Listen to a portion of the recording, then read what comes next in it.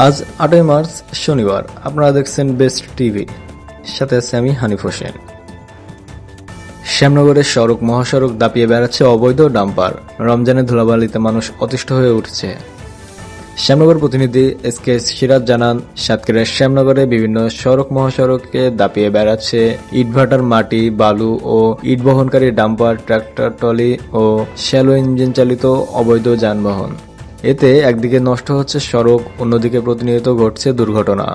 শব্দদূষণ ও ধুলাবালির প্রভাব পড়ছে পরিবেশের উপর, প্রাণহানিও ঘটছে প্রতিনিয়ত।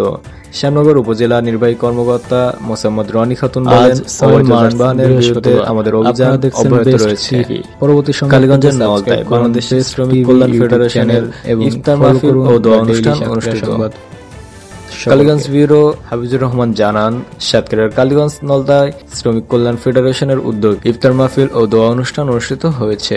শুক্রবার ৭ই মার্চ বিকাল ৫:৩০টায় বাংলাদেশ শ্রমিক কল্যাণ ফেডারেশন নলতা শাখার উদ্যোগে নলতা হাটখোলা কার্যালয়ে ইফতার ও দোয়া মাহফিল অনুষ্ঠিত হয়। খাজরায় ক্রয়কৃত মৎস্যক্ষেত দখল করার ষড়যন্ত্রের অভিযোগ। আশাশুনি ব্যুরো এম এস মুকুল শিকারী জানান, আশাশুনি উপজেলার খাজরা ইউনিয়নের পিরোজপুর ক্রয়কৃত মৎস্যক্ষেত দখল করার ষড়যন্ত্রের অভিযোগ পাওয়া গেছে। এই ঘটনায় প্রতিকার প্রার্থনা পেতে বিভিন্ন দপ্তরে অভিযোগ করা হয়েছে। অভিযোগের ভিত্তিতে তদন্তকারী কর্মকর্তা এসআই হাসান ঘটনাস্থল পরিদর্শন করে মাপ জরিপ করে দেয়। কিন্তু এই মাপ জরিপ সঠিক কিনা বিবাদী পক্ষ ১ সপ্তাহ সময় নিয়ে তালবাহানা শুরু করতে থাকে। এরপর তারা থানাকে অবমাননা করে জোরপূর্বকভাবে মৎস্যক্ষেতে পানি উঠিয়ে দিয়ে দখল করার চেষ্টা করে। এ ষড়যন্ত্রকারীদের হাত থেকে মৎস্যক্ষেত দখল পেয়ে শান্তিপূর্ণভাবে মাছ চাষ করতে পারে, সেজন্য প্রশাসনের আশু হস্তক্ষেপ কামনা করেছেন ভুক্তভোগী। আশাশুনিতে এক আসামি গ্রেপ্তার। আশাশুনি প্রতিনিধির পাঠানো তথ্যে জানা যায়, আশাশুনি থানা পুলিশ অভিযান চালিয়ে এক আসামি গ্রেপ্তার করেছে। গ্রেপ্তারকৃত আসামিকে শুক্রবার আদালতে সোপর্দ করা হয়েছে।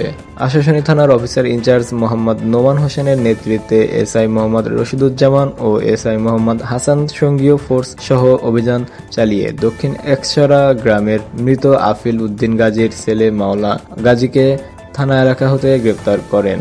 অহংকার, দাম্ভিকতা দূরে ঠেলে দিয়ে সুন্দর ব্যবহার দিয়ে একটি সমাজকে বদলে দেওয়া সম্ভব। দেয়ারা ইফতার মাহফিলে সাবেক এমপি হাবিব। নিজস্ব প্রতিনিধি শেখ আলামিন হোসেন জানান, ক্ষমতার দাপট, অহংকার আর দাম্ভিকতা এসব কিছু দূরে ফেলে দিয়ে সাধারণ মানুষের সাথে সাবলীল ভাষায় কথা বলা, মার্জিত ব্যবহার আর সৎভাবে জীবনযাপনের মধ্য দিয়ে একটি সুন্দর সমাজ তৈরি করা সম্ভব। ৭ ফেব্রুয়ারি শুক্রবার কলোরা দেয়ারা ইউনিয়ন বিএনপি আয়োজিত ইফতার মাহফিলে প্রধান অতিথির বক্তব্যকালে এসব কথা বলেন বিএনপির কেন্দ্রীয় প্রকাশনা বিষয়ক সম্পাদক ও সাতক্ষীরা ১ আসনের সাবেক সংসদ হাবিবুল ইসলাম হাবিব। এ পর্যন্তই। পরবর্তী সংবাদ পেতে সাবস্ক্রাইব করুন বেস্ট টিভি ইউটিউব চ্যানেল এবং ফলো করুন দ্য ডেইলি সাতক্ষীরা সংবাদ ফেসবুক পেজ। ধন্যবাদ সকলকে।